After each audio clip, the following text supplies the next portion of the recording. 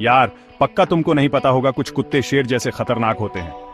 चलो देखते हैं दुनिया के सबसे खतरनाक डॉग ब्रीड्स। सबसे पहले पिट बुल। ये लॉयल दोस्त प्यारे तो होते हैं, लेकिन इनका काटना बहुत तेज होता है। अगला रॉटवाइलर। ये प्रोटेक्टिव होते हैं, इसलिए अक्सर गार्ड डॉग्स बनते हैं। और फिर जर्मन शेफर्ड। सुपर स्मार्ट और ब्रेव, लेकिन इनको प्रॉपर ट्रेनिंग चाहिए। डोबरमैन को मत भूलना। स्लीक और फास्ट, ये नेचुरल प्रोटेक्टर्स होते हैं। और अलास्कन मैलाम्यूट, स्ट्रॉन्ग और इंडिपेंडेंट, ये पैक्स में रहना पसंद करते हैं। आखिर में बुल मैस्टिफ, बड़े, पावरफुल और हमेशा अलर्ट। तो याद रखना, रिस्पॉन्सिबल ओनरशिप और ट्रेनिंग बहुत जरूरी है। अपने पेट्स को प्यार दो और वो भी तुम्हें प्यार देंगे।